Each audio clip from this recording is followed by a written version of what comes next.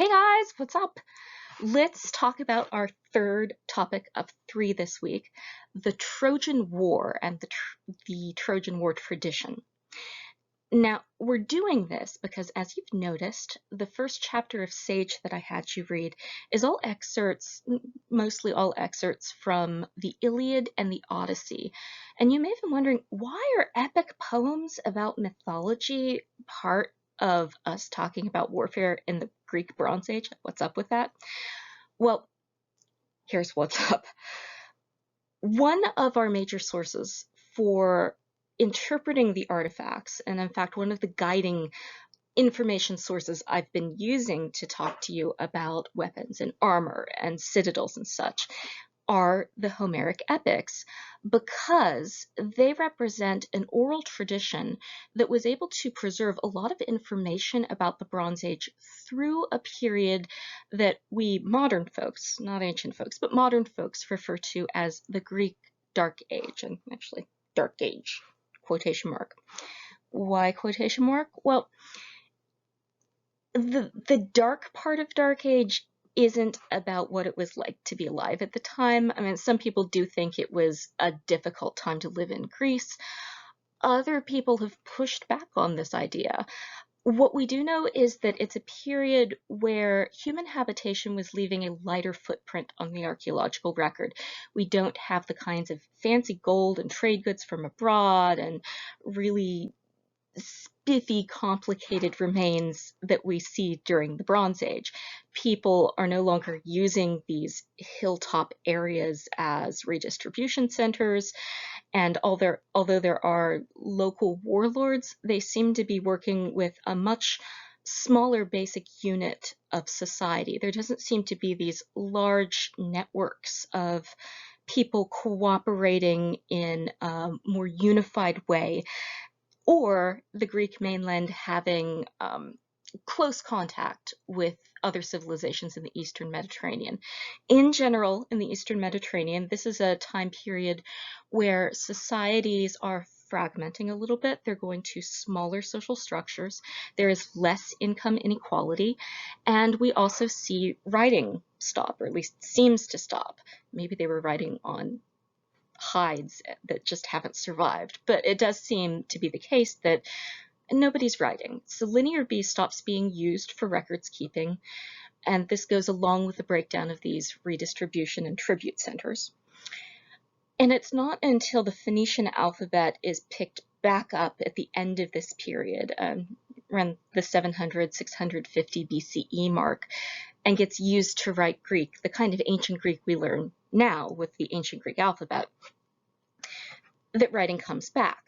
But just because you're not writing things down doesn't mean you're not remembering history. This is where the oral tradition comes in.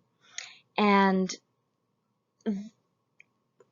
this was a discovery made when ethnomusicologists began traveling around the world and studying oral poetry in a serious fashion. And part of why it took so darn long is that European people in the age of colonialism assumed that if you're not doing it like a colonial European, you're not doing it in a civilized fashion, and therefore you're wrong. Lovely colonialism. Beautiful. That was me being sarcastic, just to be super clear about that. Not really a fan of colonialism here. At any rate, what they began to realize is that oral traditions do a pretty darn good job of remembering real events, real people, sometimes in a sensationalized fashion, sometimes without completely understanding what the record is saying. But these systems where you deliberately apprentice people and train them in systematic memorization and then singing of history, it does a pretty darn good job of preserving memory. In fact, a job that's on par with written history. I mean, written history is full of bias too.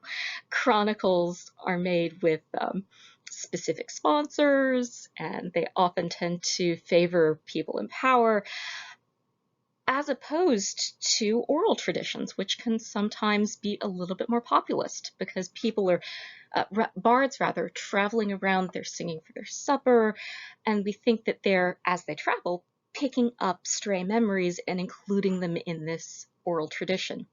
So we went to look back at the Iliad and the Odyssey, and we noticed, oh gosh, the same techniques that we see in oral poetry all over the world being used to help remember historical detail accurately, it's going on in Homer. There's the metrical technique. When you do things in a poetic meter, it helps your brain remember more of it and remember it with the same words in the same order. So it's an organizational tactic as well as an artistic one.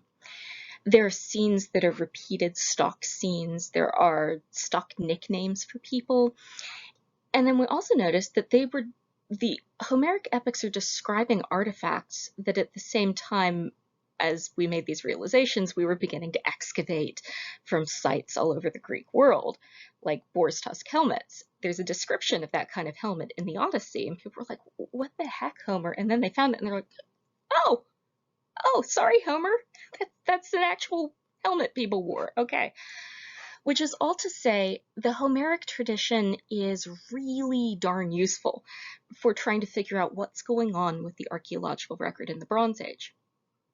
But here's where we get cautious, because it took a really long time to compose these epics. And in the ancient world, there's a realization, too, that there was an oral tradition, that Homer was a bard, but he was one of many bards. So ancient people understood this was a tradition, too. The question of was there ever a one Homer? We are not sure. I don't have the time to address that, but I feel like I need to bring it up. So that's why you'll sometimes see Homer in quotes, is that we use it as an authorship thing, as a shorthand to say, like, yeah, this is this kind of epic from this tradition. But most people no longer believe that there was one poet, Homer, who was responsible for both of these epics. There are differences, there are linguistic reasons for dating them a little bit differently, so yeah, probably no real Homer, or rather, there are thousands of real Homers stretched over 3 centuries or so. Okay.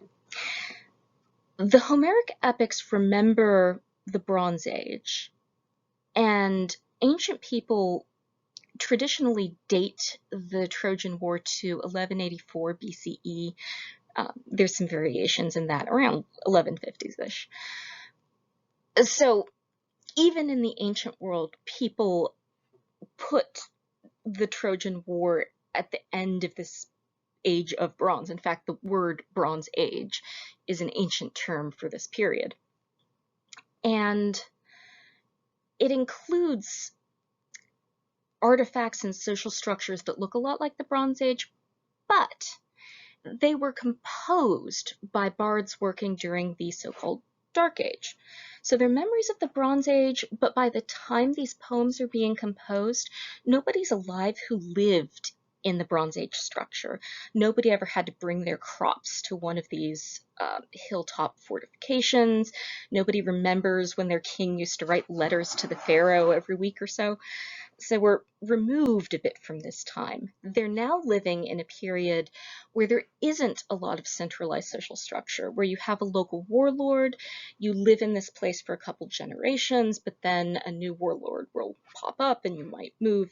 So people aren't living, by and large, in the same place in quite the way they were in the Bronze Age. So there's a little bit more mobility, and there's a lot less income inequality. So you don't get those fancy gold-coated burials anymore. But also, there does seem to be more per capita wealth because people aren't paying taxes, and no taxes is sometimes a good thing, although I like having roads and infrastructure, so I'm not saying it's all good, but it's not all bad either. It's just a very smaller unit of social structure. Now, what we have as the Iliad and the Odyssey is written down, and this writing happened under a tyrant named Pisistratus during the last half of the 500s BCE, so like 550 to 520-ish BCE in there. And this is a thing we know about because ancient historians write about it. The tyrant Pisistratus collected all the versions of Homer, both oral and written, and then came up with this one version of the Iliad and the Odyssey that was like the best of collection. And then that's what's come down to us. So when we read it, it's got a lot of missing scenes clipped on the cutting room floor. Sometimes we find them, which is exciting. But there are also parts of the Homeric epic that don't survive as epic for us. Some of them we'll be reading when we talk about Greek tragedies, so that's coming up.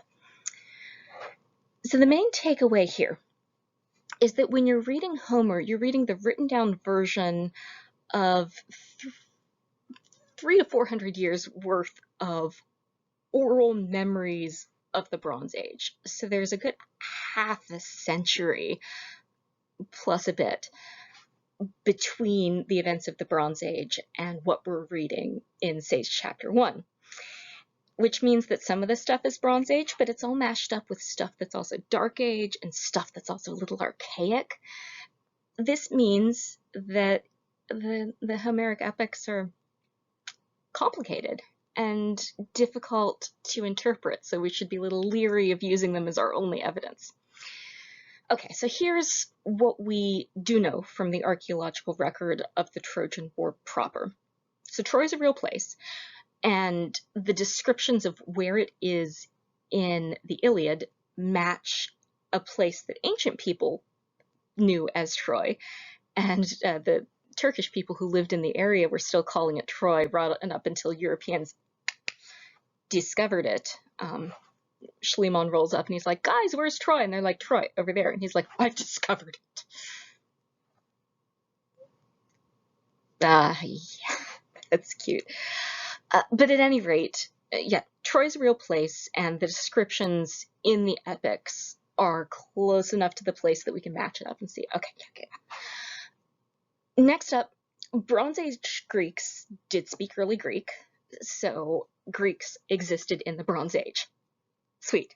Okay, so there are Greeks, and there is a Troy, and the Iliad does preserve descriptions of accurate Bronze Age Greek armor and arms and weapons, and some stuff that might describe Hittite stuff, although that's a little bit more leery. It's better on the Greek stuff, like Hector's shield, very much a Mycenaean tower shield. So that's the good news. Here's the but. Bless you, spouse. So evidence for an actual pan-Greek invasion of Troy is super lacking. We don't have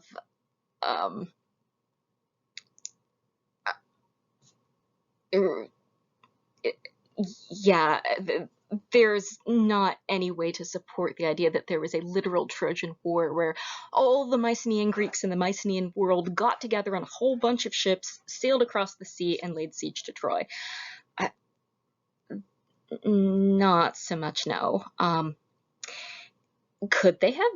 Yeah, I guess. But that's kind of a big ask for Bronze Age Greeks.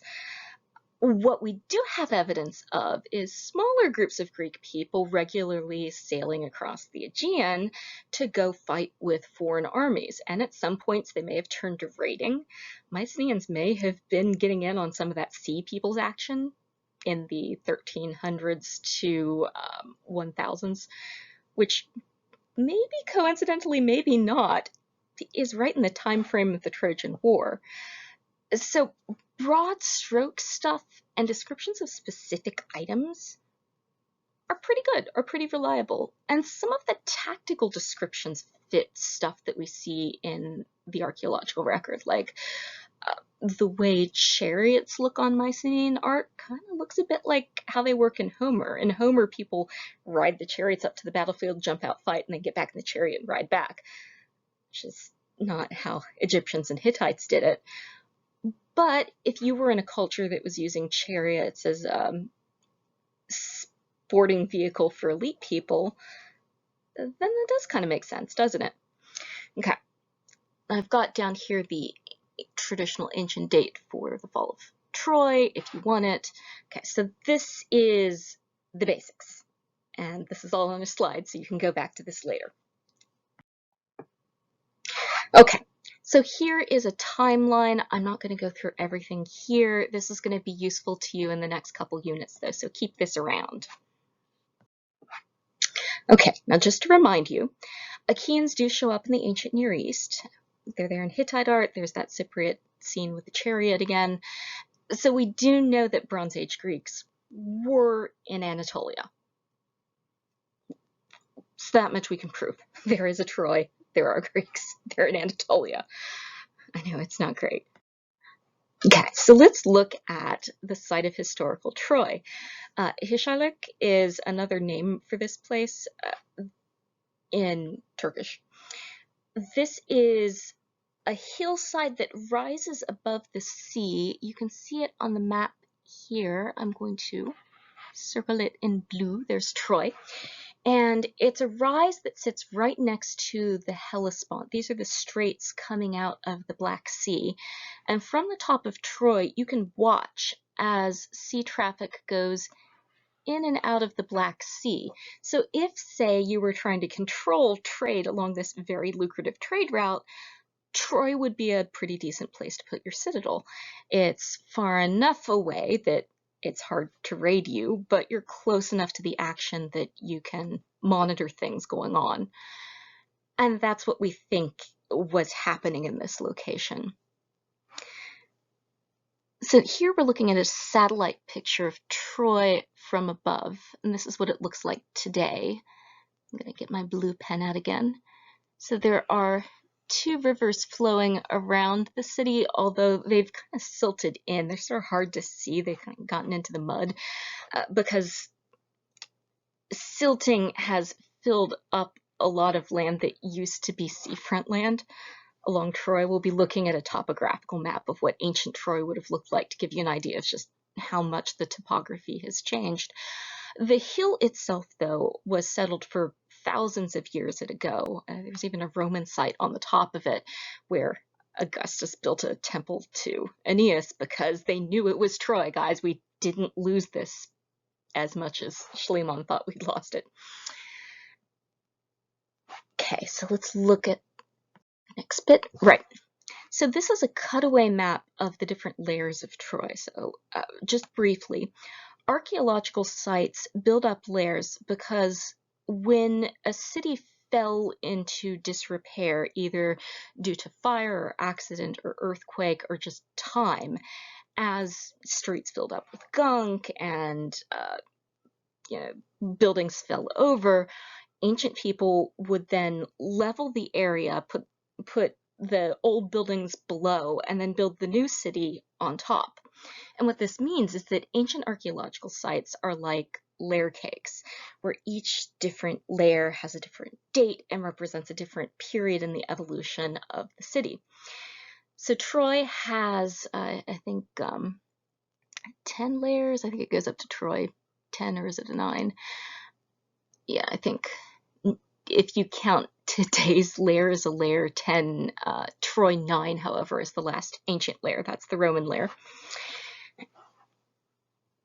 Each of these layers represents a different period. Now, when Schliemann, who was the first to excavate this area, went in, he figured that Trojan War Troy would be on the bottom because the Trojan War happened a long time ago and is old. So he dynamited his way all the way to the bottom to Troy 2, which dates to 2500 BCE. Those of you who are following our timeline can snicker now because that's way too long ago. That's like 1500 years-ish too early. So Troy 6 and 7a, however, are in our correct date range, and they do show some features that fit with descriptions of Troy in the Homeric epics. Now that said, the actual site of Troy is tiny. It's maybe about the footprint of the Fine Arts building and not that many stories. You couldn't, I think you would be hard pressed to fit 1,000 actual people into the area. You'd be like cheek to jowl, like huddling. There also isn't a lot of evidence of settlement outside the walls. what we now think is going on in Troy is that it was a garrison. So this was a place primarily for watching the Bosporus and Dardanelles Straits coming out of the Black Sea, and a checkpoint for people coming into the coastline of the Hittite Empire. That there seems to have been a settlement like over the ridge, so there are local settlements. But if you go to Troy, you'll begin to understand why you might not want to live there if you're not a soldier on garrison. It's on top of a very windy promontory. I mean, one of the nicknames for Troy in the Homeric epics is Windy Troy or Lofty Troy. And that's truth in advertising. The wind shear is spectacular. It's very unpleasant in March, which it was last time I was there. Very wet, just, and the land around in ancient times wouldn't have been the best place to farm and settle. You would have wanted to be down in the valley, but it is a great place for keeping watch, and a place where you could run in and hide if there's raiding going on or something. 10-year siege, not so much. Like, where would you keep the food even? It's not big enough. Okay, so let's have a look then at these layers of Troy. What is there? And how much, if anything, can we link to the Homeric epics? Well, let's see.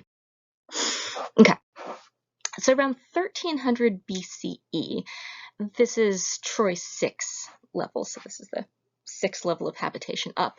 There's an earthquake that levels all of the buildings, and that's when Troy 7a gets built. Now, there is some of that in the epic tradition. Poseidon is one of several people who's said to have built the walls of Troy. Poseidon is an earthquake god, so there might be something there, at least some kind of a memory preserved through a mythological reference. But again, that's also a little early. So around 1190, so this is almost 100 years after Troy 6 is rebuilt. So we're in Troy 7a now. There's a 7a and a 7b. And what happens between 7a and 7b is that there's a layer that shows burning. The burning we're sure about. There's a layer of charcoal, and the city is partially rebuilt. Not entirely rebuilt, however, and almost immediately rebuilt, which suggests that, I know, if everybody was taken out of the city, that somebody came to replace them really super quick. And it's also not enough burning everything down to necessitate building a whole new layer of Troy. Now, within that level, we have found a bunch of rocks that are smooth, rounded rocks, the kind of rocks that you would put into a sling if you were hurling them, and some arrowheads. Ooh, arrowheads. Now, just because you find arrowheads in a lair does not mean that you have found the remnants of a city being sacked in a war. One would hope if one were looking at a city that was sacked and then abandoned for a lengthy period of time, there would be like human remains with the arrowheads, and the human remains would be sort of burnt, and there would be like, I don't know, you expect more. Then again, this doesn't necessarily mean that Troy wasn't sacked. Sometimes you clean up the city right after it's sacked. So, this isn't proof no, but this is also not proof yes. We just found some rocks and arrowheads. So somebody had arrows. But this is an outpost watching a major trade route on the edge of the Hittite Empire. Shouldn't they have arrows? It's just a thing. At any rate, so that, sometimes you'll hear this called smoking gun evidence for a literal Trojan War. No, it's not. Not unless we find linear B tablets that are like, day 1, Achilles is riding around the wall with Hector on his chariot. BRB, gonna shoot some arrows at the wall now. I'd love to find that evidence. Please don't forge that evidence. But until we get that, we should be super cautious about being too literal with our Troy historicity. That said, there does seem to be a memory of actual Troy embedded in this myth, and of a time when there is warfare activity involving Achaeans. Whether this was an action where Achaeans are over as mercenaries and then they decide to rage quit the Hittites and start raiding a little bit, maybe that's what happened. There are all kinds of scenarios there, but when we go to look at what the plain of Troy looked like, especially back in the Bronze Age, it looks a lot like the area that's described in the Homeric epics. So clearly enough Greek speakers were there to see the area, to remember what it looked like, and to pull this into their stories of who we used to be in the Bronze Age and how badass that was. So this is, as I was saying, a plane that shows the present coastline here, the dotted line. I'm going over it in red. So that's where the sea is now. But back in the Bronze Age, it came into an inlet, several inlets, and the Scamander and the Simois rivers created this silty plain, the beach in the Homeric epics. And then up the hill, you have the settlement of Troy. There are a couple other sites in the area. So if you were raiding along the coast, this would have been a logical place to go raid. So it might not have been a 10-year-long siege involving Helen of Troy, but Greek speakers probably were up here doing damage one way or another. Okay, so that's, oh wait, I have another slide, never mind. Now here are the gates of Troy, and this is what I'll leave you with here. You can see that these are built a little bit more sturdily than are the gates of Troy, or sorry, the gates of Mycenae. Similar in a way. They bend in the same fashion. They're also like oddly going counterclockwise, which isn't great if your enemies are coming at you with swords. But nonetheless, you have these sharply sloping walls that would have been a lot more leveled and harder to climb back in the day. They're very tall. My head comes to about here on the wall, so you know, tall-ish. And on par with what we see in Hittite fortifications further inland. So yeah, there is an impressive gate structure going into it. It's on defensible topography. It's commanding a good view. So Troy, if you were going to be a coastal raider of something, might have been an impressive and braggable thing that you'd go home and be like, oh yeah, we spent 10 years beating up this giant major city. And I guess on a certain scale, this would be super impressive if you were not, say, 1,000 ships full of Bronze Age Greeks. All right, so that's what I leave you with. Historical Troy, what the archaeology looks like, and why and how we're reading the Trojan War epics to give us some more information about the artifacts we've looked at this week. That's where I leave you. Next week, we're going to forge ahead into the Dark Age and the development of the hoplite phalanx. So stay tuned for more info dumps. Ciao.